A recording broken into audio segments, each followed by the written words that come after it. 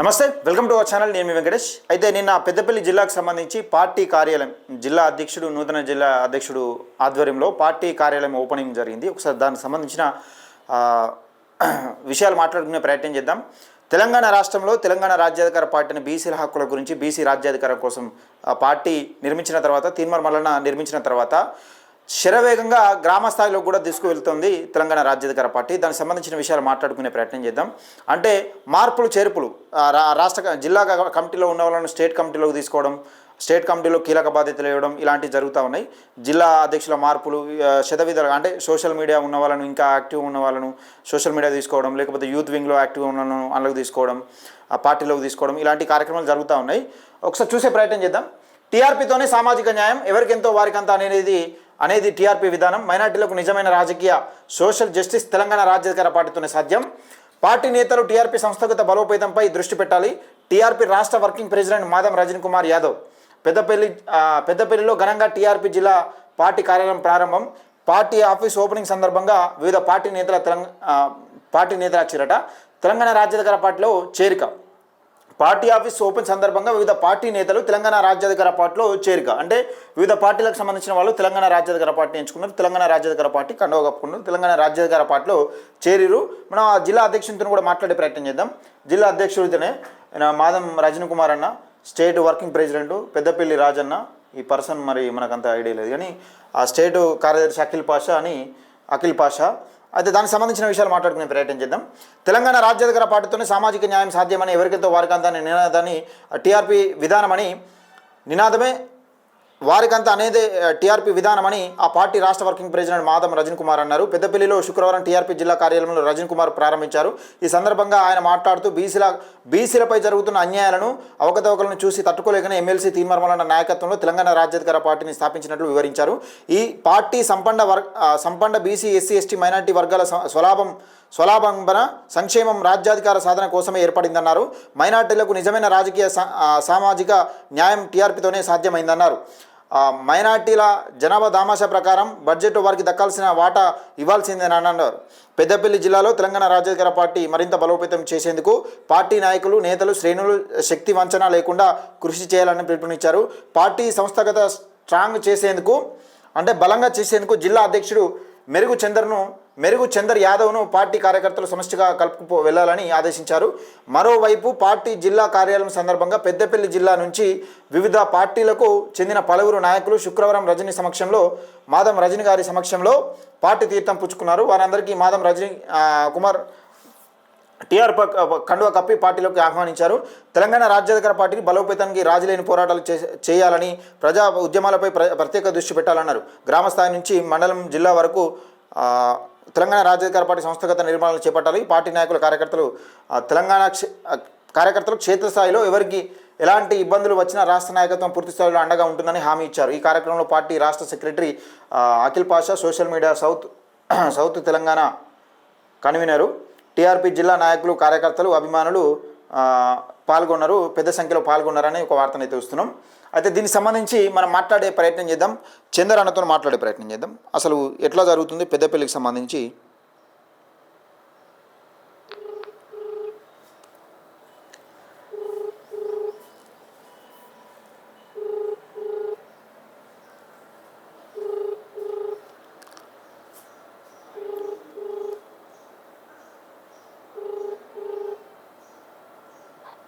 Hello అన్న లైవ్లో ఉన్నారు. నమస్తే అన్న. అయితే ఈ మన పార్టీ కార్యాలయం, టీఆర్పీ పార్టీ కార్యాలయం కొత్తగా ప్రారంభించారు. ఎట్లా ఉంది పెద్దపల్లిలో? నిజంగా కొత్తగా అధ్యక్ష పదవి చేపట్టారు, అలాగే ప్రారంభించారు కొత్త మన పార్టీ కార్యాలయం. దీన్ని ఎట్లా తీసుకుంటారు? నిజంగా ఎట్లా ముందుకెళ్ళడానికి సిద్ధమవుతున్నారు? నమస్తే, నా పేరు మెరుగు చందర్ యాదవ్. నేను గత 3 నెలల కింద నేను పార్టీలో జాయిన్ కావడం జరిగింది. నేను స్వచ్ఛందంగా. అంటే పార్టీలో ఏం నచ్చింది? ఏ సిద్ధాంతాలు నచ్చినాయి? ఇదే పార్టీ కరెక్ట్ అవుతాను, ఇన్ని పార్టీలు ఉన్నాక ఇదే పార్టీ కరెక్ట్ అవుతుంది అంటే, నా గత చరిత్ర చూసుకుంటే నేను సారోద్యమం చేసినాను. అలాగే నేను వార్డు మెంబర్ గా, సర్పంచ్ గా 2 సార్లు వార్డు మెంబర్ గా పోటీ చేయడం జరిగింది. ఆ క్రమంలో నన్ను మా ఎవరంటే మా ఊర్లో ఉన్న వాళ్ళు ఉంటారు కదా రెడ్డిలు. వాళ్ళు ఏంటంటే నాతోటి ఛాలెంజ్ చేసి నిన్ను గెలవనీయమని, అంటే నేను సారా ఉద్యమంలో చురుకుగా పాల్గొంటున్న యువకుని కాబట్టి ఇలాంటి యువకుడు వస్తే అంటే 1-2 పంచాయతీలో పాల్గొన్నాను. ఎవరికైతే మన బీసీ ఎస్సీలకు అన్యాయం జరుగుతున్న క్రమంలో నేను పంచాయతీలో పాల్గొంటే వాటిని చూసి వాళ్ళు ఏంటంటే మా మా ఉన్న పెద్దలు మా క్యాస్ట్ వాళ్ళు, యాదవ్ క్యాస్ట్ లో ఉన్న వాళ్ళు, మరి ఇంకో ముదిరాజులు వాళ్ళు వచ్చి నన్ను యువకుడైన 18 సంవత్సరాలలోనే నువ్వు ఖచ్చితంగా నీకు మంచి భవిష్యత్తు ఉన్నది, ఊరికి సేవ చేయగలుగుతావు, అవకాశం ఉంది కాబట్టి మన వార్డు మెంబర్ గా నువ్వు చేస్తే ఏంటంటే ఆ ఉప సర్పంచ్ అవుతావని, మనకు న్యాయం చేస్తావని. అప్పుడు ఏంటంటే చదువుకున్న యువత చాలా తక్కువగా ఉండే, ఆ క్రమంలో నన్ను ఎన్నుకోవడం జరిగింది. అదే క్రమంలో వారు ఏం చేశారంటే లాస్ట్ చివరి క్షణంలో ఒక ఇద్దరు అంటే అన్నదమ్ముల వాళ్ళు మర్డర్ చేసుకున్న క్యాండిడేట్లను కొంతమంది రెడ్డి సోదరులు వాళ్ళు రేపు ఎలక్షన్ అనగా ఒకరినొకరు కాళ్ళు మొక్కించి కాంప్రమైజ్ చేసి ఆ ఓట్లను వాళ్లకు మనిపించాయని. అంటే ఎదుటి వ్యక్తి పాలు పోసుకొని జీవిస్తున్న వ్యక్తి పాలు పోసుకుంటున్నాడు, అతన్ని నా పైన నిలబెట్టారు, అతన్ని గెలిపించారు. కనీసం ఆయనకు అక్షరం ముక్క అనేది కూడా రాదు. అలాంటి వాడిని పెట్టి అతన్ని గెలిపించి అంటే నీ మీద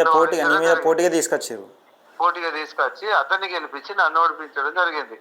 అంటే ఈయన రాజకీయంగా ఎదిగితే ఇంకా చాలా ప్రాబ్లం అవుతుంది, అంటే ఆటోమేటిక్ గా ఒక పెద్ద మనిషి ధనం వస్తుంది, ఉప సర్పంచ్ అవుతాడు, అట్లానే మళ్ళీ ఇంకా ఫ్యూచర్ లో కూడా ఏదైనా చేయగలుగుతాడు అనే క్రమంలో అది చేసాడు. తర్వాత నేను కాటన్ బిజినెస్ చేసుకుంటున్న క్రమంలో మళ్ళీ సర్పంచ్ గా పోటీ చేశాను. సర్పంచ్ గా పోటీ చేస్తున్న క్రమంలో నా దగ్గరికి ఒక ముదిరాజ్ సోదరుని రెడ్డిలో పంపించి, నీవు పోటీ చేయొద్దు, నువ్వు పెద్దపల్లిలో ఉంటున్నావు,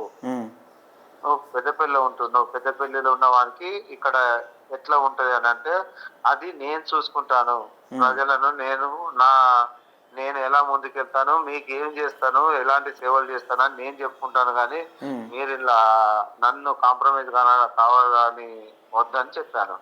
కాంప్రమైజ్ కావాలని అడగొద్దు, ఎందుకు అని అంటే అతను వాళ్ళ సొంత కుటుంబానికి ఏం చేయని వాడు, ప్రజలకు ఏం చేస్తాడు అని చెప్పాను. నేను చెప్పిన తర్వాత వాళ్ళు ఏంటంటే నన్ను వచ్చి నువ్వు ఎట్లా గెలుస్తావో చూస్తావు, నీ అంత చూస్తావు, నిన్ను గెలవకుండా చేస్తావు అని వాళ్ళు అన్నారు. అంటే నేను చెప్పాను కదా, అంటే నేను గెలుచుడు కాదు, మీరు ఎట్లా గెలుస్తారో నేను ఛాలెంజ్ చేసి నేను అతన్ని ఓడించి ఇద్దరిని కాంప్రమైజ్ చేసి ఒక ముస్లిం సోదరుని గెలిపించడం జరిగింది. అతను ఇప్పుడు పెద్దపల్లిలో మంచి ఉన్న అగ్రగామి.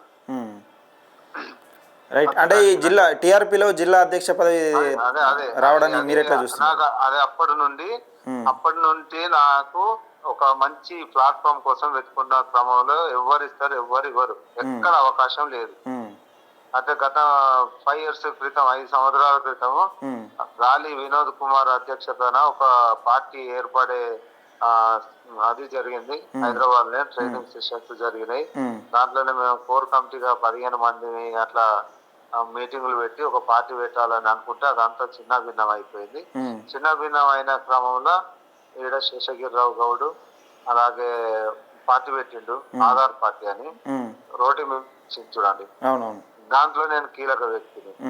వాళ్ళు కూడా చివరికి వస్తే ఈర సమయానికి మోసం చేయడం జరిగింది. ఇంకోటి ఏంటంటే నేను అసలు దాంట్లో నాకు ఇష్టం లేదు, ఎందుకంటే గాలి వినోద్ కుమార్ కాన్సెప్ట్ నచ్చి నేను పోయినాను. ఎందుకంటే నేను గాలి వినోద్ కుమార్ తెలుసు కదా, అతను ఏమని చెప్పాడంటే నేను ఎస్సీని, బీసీలు ఎక్కువగా ఉన్నారు, అంటే నేను ఎస్సీని, నా వ్యవస్థాపకుడిని నేను, కానీ చేసేది మాత్రం బీసీని ముఖ్యమంత్రి చేస్తాను, ఎందుకంటే ఎన్నో రకాలుగా బాధపడుతున్నారు, అత్యధికంగా ఉన్న వాళ్లకు ముఖ్యమంత్రిని చేయాలనే కాన్సెప్ట్ ఆయన తీసుకొచ్చి ఆ ట్రైనింగ్లు పెట్టడం, ఆ మీటింగ్లు పెట్టడం వల్ల గోదావరిఖండ్ లో, వరంగల్ లో, హైదరాబాద్ లో నేను అన్నిట్లో పాల్గొన్నాను. పాల్గొన్న తర్వాత అది కాస్త క్రాస్ అయిపోయింది. దాంట్లోనే శేషగిరిరావు గౌడ్ ఆధార్ పార్టీ అని పెట్టి ఆయన చేసిన తర్వాత బలవంతంగా నాకు ఇష్టం లేదు వాళ్ళ కాన్సెప్ట్ అది అంతా. కాకపోతే అట్లా కూడా తిరిగి సైలెంట్ అయిపోయాను. నాకు అదే సేమ్ సిచ్యువేషన్ తీసుకొచ్చి నాకు జీవితంలో జరిగిన సంఘటనలు ప్లస్ ఇవి ఇప్పుడు ఉన్న బీసీ ఎస్సీ ఎస్టీ మైనార్టీలను కలుపుకొని రాజ్యాధికారాన్ని చేపట్టాలన్న మల్లన్న దృఢ సంకల్పం పార్టీని పెట్టడం పెట్టడం వల్ల నాకు బలం వచ్చినట్టు అయిపోయింది. అందుకొరకు నేను ఎందుకంటే ఇక్కడ సుపరిచితులు లేరు వీళ్ళంతా అని చెప్పి నాకు నేనుగా మెంబర్షిప్ కార్డు డౌన్లోడ్ చేసుకొని యూట్యూబ్ లో నేను ఎప్పుడు ఫాలో అయ్యేవాడిని. మళ్ళా నేను ప్రతి ఏంటంటే నాకు కూడా కొద్దిగా ఎందుకంటే ఈ సేవ చేయాలని ప్రజలకు సేవ చేయాలన్న ఉద్దేశంలో అన్యాయం జరుగుతుందన్న ఉద్దేశంలో సోషల్ సర్వీస్ చేసే దాంట్లో నేను ఇండివిజువల్ గా నేను సర్వీస్ చేసేవాడిని. ఇవన్నీ ఏవి లేకపోయినా కానీ ఇదే క్రమంలో నాకు మళ్ళా నాకు అన్ని నచ్చినాయి కాబట్టి ఆ స్క్రోలింగ్ నెంబర్ మీద చూసి మెంబర్షిప్ కార్డులో ఒక 10 మంది నాతో తట్టుగా నేను 10 మందిని జమ చేసి అంటే వాళ్ళే కూడా చేపించి మనం అందరం మల్లన్న దగ్గర పోయి కలుద్దాము. అంటే నాకు ఏదో పదవి కావాలి అట్లా ఇట్లా అని కాదు, నేను యాజ్ ఎ కార్యకర్తగా నేను జాయిన్ అవుతాను. పార్టీ ఎప్పుడు మనలో గుర్తిస్తుంది మనకి ఏదైనా పని అప్పచెప్పినప్పుడు, లేదంటే మనకు రమ్మన్నప్పుడు పొమ్మన్నప్పుడు వాళ్ళు మనం పార్టీకి రమ్మన్నప్పుడు మనం పోయినప్పుడు ఆ క్రమంలో మనం చేసే యాక్టివిటీస్ ను ఖచ్చితంగా గుర్తిస్తుంది. ఎందుకంటే నాకు అన్ని అనుభవాలు ఉన్నాయి, అన్ని రకాలుగా ఇబ్బందులు పడ్డవి ఉన్నాయి కాబట్టి నేను దాంట్లోకి వెళ్ళి ఖచ్చితంగా నాకు ఏదో ఒక రోజు మాత్రం మళ్ళా నాకు ఖచ్చితంగా గుర్తిస్తారు అనుకున్నాను. కానీ అనతి కాలంలో వచ్చినందుకు నేను చాలా గర్వపడుతున్నాను. నేను దీన్ని ఖచ్చితంగా నేను ప్రజల్లోకి తీసుకెళ్తున్నాను. నిన్న మీటింగ్ కూడా చాలా సక్సెస్ అయింది. నేను రమ్మనగానే ఇక్కడ దగ్గర ఉన్న వాళ్ళే దగ్గర 100 మంది వచ్చారు. కాకపోతే మీటింగ్ లేట్ అవ్వడం వల్ల కొద్దిగా అన్నగారు కొద్దిగా ఇక్కడ లేట్ అయింది. అందరూ ఇంకా చాలా మంది వచ్చిపోయారు. అందులో కలవడానికి కమిటీ వేయడానికి నేను ఎప్పటి నుంచో ప్లాన్ చేసుకుంటున్నాను. రైట్ అన్న, అంటే పార్టీని ఏ విధంగా ముందుకు తీసుకుపోదామని అనుకుంటున్నారు? అదే పార్టీని ముందుకు అంటే ఇప్పుడు ఉన్న సమస్యలు ఉన్నాయి, చాలా సమస్యలు ఉన్నాయి. ఉదాహరణకు 10 సంవత్సరాలు టిఆర్ఎస్ పరిపాలించింది, 2.5 సంవత్సరాలు కాంగ్రెస్ ప్రభుత్వం వచ్చింది. కానీ ఇప్పటికీ ఇల్లు లేని వాళ్ళు చాలా మంది ఉన్నారు. జస్ట్ లాటరీల ద్వారా తీయడం, అలాగే మొన్న ఇచ్చిన ఇందిరమ్మ ఇల్లు కాంగ్రెస్ కార్యకర్తలకు ఇవ్వడం, వేరే వాళ్లకు లేకపోయినా ఇవ్వడం లేదు, ఏం లేదని. వీళ్లకు కాంగ్రెస్ కార్యకర్తలకు ఉన్నా గానీ పాత ఇల్లు ఉన్నా గానీ వీళ్ళకు మంజూరు చేయడం, ఇలాంటి వాళ్ళు చాలా చేస్తున్నారు. కానీ ప్రతిపక్షంగా ఇప్పటి వరకు ఎవ్వరు మాత్రం వారిని అడిగి వ్యతిరేకంగా పోరాటం చేసే దమ్ము ధైర్యం మాత్రం ఇప్పటి వరకు ఏ పార్టీలకు లేదు. ఇప్పుడు ఏకైకంగా నేను అంటే అక్కడ మల్లన్న చేస్తుండు, ఇక్కడ నేను ఆ కార్యక్రమాన్ని చాలా విస్తృతంగా జనాల్లోకి తీసుకెళ్లి వారిని అందరినీ మూటగట్టుకొని ముందుకు ఖచ్చితంగా పోతానని అనుకుంటున్నాను. అట్లనే ఇంకా చాలా సమస్యలు ఉన్నాయి ఒక్కొక్కటి. ఎందుకంటే నాకు సమస్యల గురించి మీకు ఎట్లా తెలుసు, మీరు రాజకీయంలో లేరు కదా అని మీరు అనొచ్చు. నేను డిటిపి సెంటర్ నిర్వహిస్తాను. తెలుగు ఇంగ్లీష్ డిటిపి, జిరాక్స్, నోటరీలు ఇవన్నీ చేస్తారు. అయితే ఎవరైనా షాప్ నిర్వహించేటోళ్ళు ఏంటంటే ఇట్లా కొడతారు, వెళ్ళిపోతారు. కాకపోతే నేను దాంట్లో సబ్జెక్ట్ తీసుకుంటాను. సబ్జెక్ట్ తీసుకొని ఇండివిజువల్ గా కూడా నేను సాల్వ్ చేసినవి ఉన్నాయి చాలా వరకు. నేను ఒక వ్యక్తిగానే చేసినవి. ఇప్పుడు ఈ శక్తిని అంటే ఒక వ్యవస్థ ఉన్నది. ఇప్పుడు మీరు ఒక వ్యక్తిగా ఉన్నప్పుడు అనేక సమస్యలు ఉన్నాయి. ఇప్పుడు ఒక వ్యవస్థ మీతో పాటు ఒక అండగా ఉన్నది, అంటే ఒక బ్యాక్ బోన్ ఒక ప్లాట్ఫామ్ ఉన్నది మీకు. ప్లాట్ఫామ్ ఉంది, ఆ ప్లాట్ఫామ్ తోటి ఉంది. నేను ఎవరినైనా క్వశ్చన్ చేయగలుగుతాను. ఈవెన్ ఎవరు తప్పు చేస్తే పోలీసులను కూడా వదిలిపెట్టాను. మొన్న ఒకటి విషయం వచ్చిన వల్ల నేను పోయాను, మా ఫ్రెండ్స్ రమ్మంటే. అప్పుడెప్పుడు ల్యాండ్ ఇష్యూ వస్తే మీరు ఎందుకు చేస్తారా, మీకు అంత ఎందుకు ఉత్సుకత చూపెడతారు, మీకు ఏమవుతాం అని అన్న. వాళ్ళు భయపడి పెట్టారు. నేను భయపడను, ఎందుకంటే నేను పోలీస్ డిపార్ట్మెంట్ లో హోంగార్డ్ గా నౌకరు చేశాను. 1992, 94 లో 2 సంవత్సరాలు నేను హోంగార్డ్ గా చేసినాను. రైట్, ఓకే అన్న. ఇప్పుడు ప్రజల సమస్యల గురించి బలంగా ఫోకస్ చేయండి. తెలంగాణ రాజ్యాధికార పార్టీ ముఖ్యంగా పెద్దపల్లి జిల్లాకు సంబంధించి అక్కడ ప్రజల సమస్యలు దీర్ఘకాలికంగా అంటే పార్టీలు మారినా ప్రభుత్వాలు మారినా కానీ నిజంగా ప్రజల సమస్యలు అనేది పోకుండా ఉన్నాయో ఆ సమస్యలను ఫోకస్ చేసి వెలికి తీసి ప్రభుత్వం దృష్టికి తీసుకుపోయి సాల్వ్ చేసే విధంగా మన తెలంగాణ రాజ్యాధికార పార్టీ ముందుకు తీసుకుపోండి అన్న. ఓకే అన్న, ఆల్ ది బెస్ట్ అన్న. Thank you. ఇది నిజంగా తెలంగాణ రాజ్యాధికార పార్టీ ప్రజల సమస్యలపై ఫోకస్ చేస్తా నాకు ఒక బలమైన ప్లాట్ఫామ్ ఉంది అని చందర్ యాదవ్ అంటా ఉన్నాడు. మొత్తానికి ఒక పార్టీ స్థాపించిన తర్వాత ఒక మంచి అవకాశం అతి తొందరలోనే పార్టీలో చేరిన తర్వాత అతి తొందరలోనే ఒక మంచి అవకాశాన్ని ఇచ్చినందుకు మల్లన్నకు రుణపడి ఉంటానని చెప్తా ఉన్నాడు. తెలంగాణ రాజ్యాధికార పార్టీ పనిచేసేటోళ్ళని ప్రతి ఒక్కరిని గుర్తిస్తుంది. ఇది పెద్దపల్లి జిల్లాకు సంబంధించిన వార్త. లైక్ చేయండి, షేర్ చేయండి, మీ అభిప్రాయాన్ని కింద కామెంట్ సెక్షన్లో తెలియజేయండి.